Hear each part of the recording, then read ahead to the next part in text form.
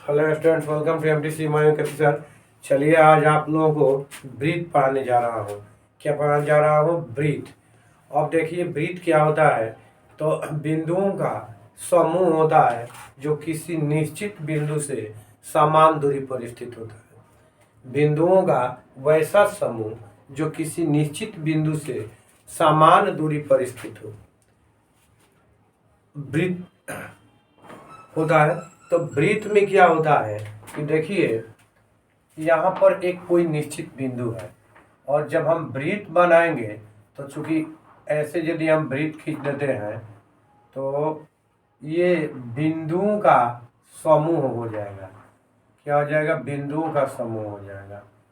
जैसे कि मान लीजिए ए बी सी, इस तरह से अनंत बिंदुओं का समूह हो जाएगा जो बिंदु ओ से समदूरस्थ है, यानी समान दूरी पर स्थित है। जैसे कि यहाँ से ये जो है माने ओ ए, देखिए ओ ए, ओ बी, ओ सी, ये क्या होगा?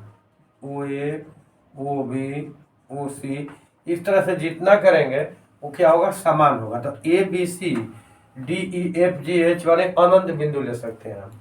ये कहाँ होगा? बिंदु ओ से समान दूरी पर स्थित होगा। तो इस तरह से इसमें क्या कहेंगे? वो आपका क्या हो जाएगा? केंद्र हो जाएगा। वो केंद्र हो जाएगा। केंद्र केंद्र केंद्र को बोलते हैं सेंटर। सेंटर। तो केंद्र जो है आपका वह बिंदु होता है जिससे वृत्त खींचा जाता है। केंद्र वह बिंदु होता है जिससे वृत्त खींचा जाता है।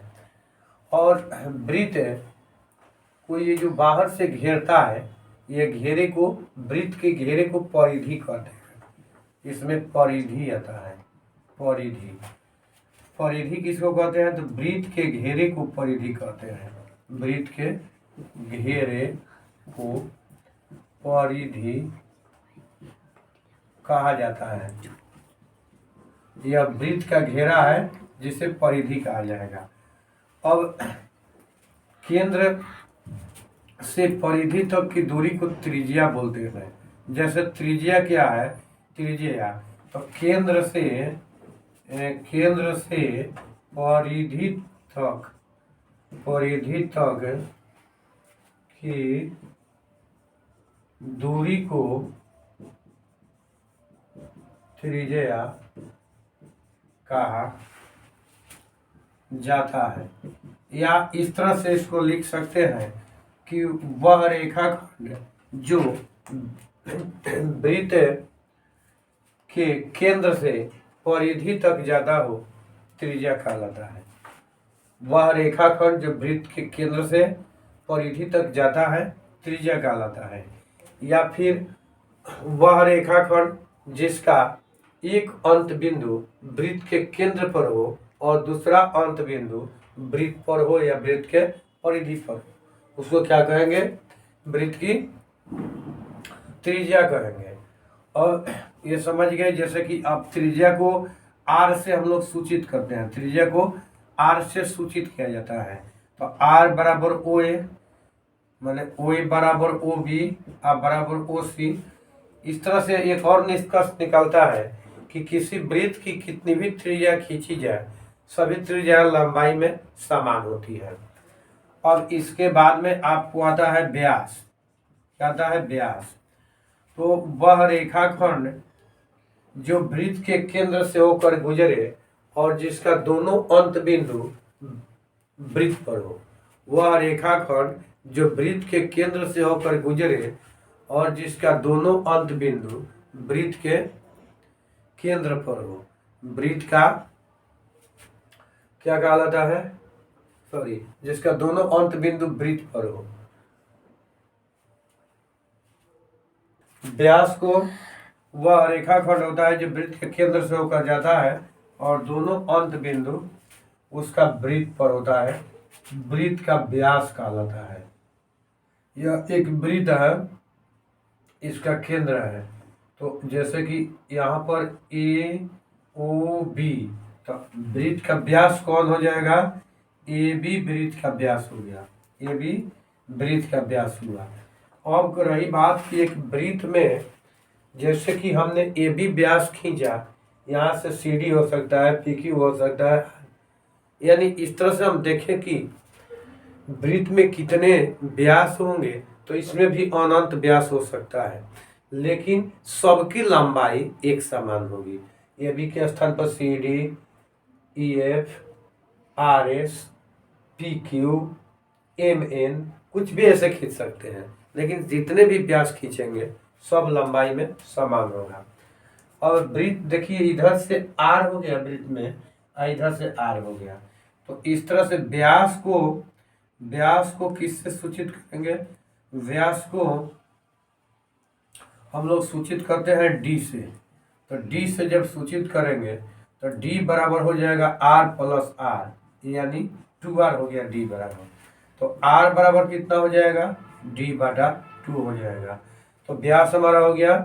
अब इस तरह से आर हो गया, यानी व्यास और त्रिज्या में हमारा संबंध हो गया कि व्यास बड़ा होता है त्रिज्या का दुगुना और त्रिज्या होता है व्यास का आधा। तो ये हमारा जो है एक रिलेशन हो गया इसमें। अब इसमें हम हिंदी में इसको लिखते हैं, तो हिंदी में क्या लिखेंगे कि व्यास बराबर दुगुना त्रिज्या, दुगुना त्रिज्या। और त्रिज्या बराबर क्या हो जाएगा? त्रिज्या बराबर व्यास बाटा 2, तो वही है डी बटा 2 हो गया।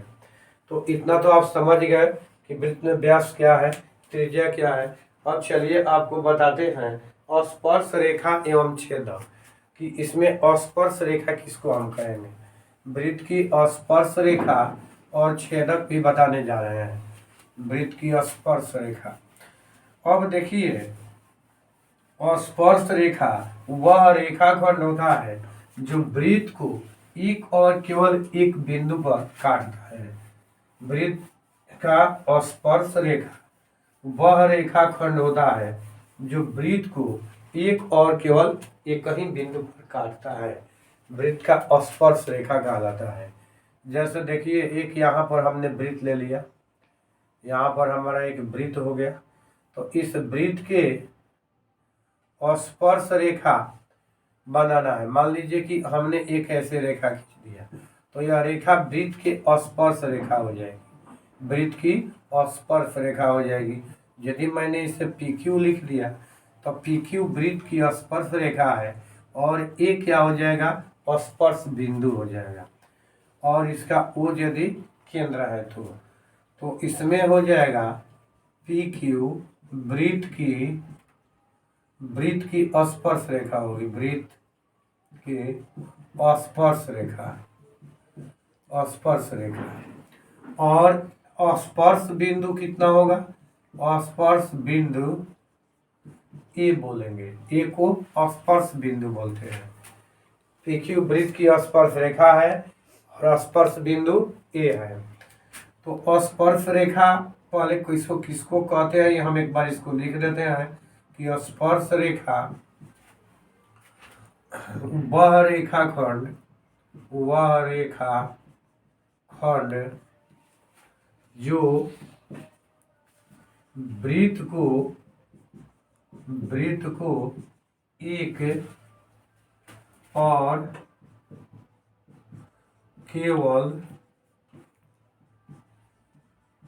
एक ही बिंदु पर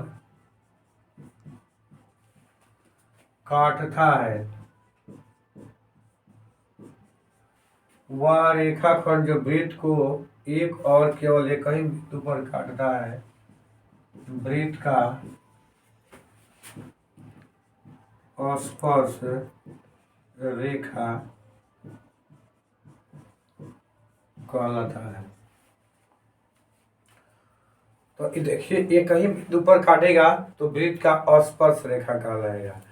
अब होता है वृत्त का छेदक रेखा, ये हो गया वृत्त के छेदक रेखा। अब पढ़ना है छेदक रेखा। तो छेदक रेखा क्या होगा? वह रेखाखंड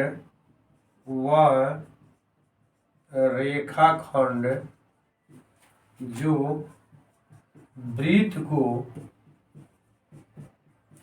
दो बिंदुओं पर प्रतिच्छेद करें, दो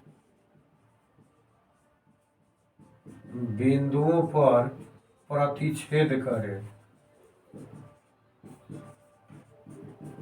कह रहा है कि वह रेखाखंड जो वृत्त को दो बिंदुओं पर प्रतिच्छेद करे क्या कहलाता है? वृत्त का छेदक रेखा कहलाता है। वृत्त का छेदक रेखा कहलाता है। इसमें क्या कहता है कि दो बिंदु पर प्रतिच्छेद करता है। जैसे मान लीजिए कि यहाँ एक वृत्त है, यहाँ पर हमने एक वृत्त बना दिया और वृत्त की एक छेदक रेखा खींचनी है। तो जैसे हमने इसको काट दिया, ये क्या हो जाएगा? PQ यहाँ पर वृत्त की छेदक रेखा हो जाएगी।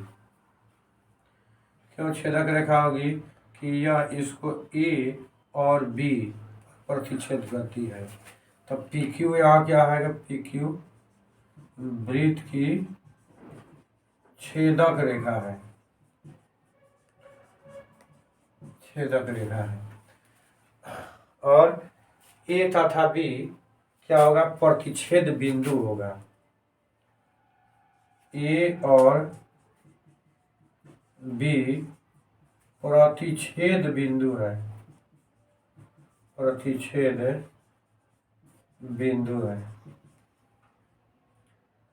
अब एक चीज देखना है कि एक वृत्त से एक स्पर्श रेखा खींच सकते हैं और एक बिंदु, वृत्त के एक बिंदु से। और रही बात कि बाह्य बिंदु से वृत्त पर कितनी स्पर्श रेखाएं खींची जा सकती है, तो एक बाह्य बिंदु से वृत्त पर दो स्पर्श रेखाएं खींची जा सकती हैं।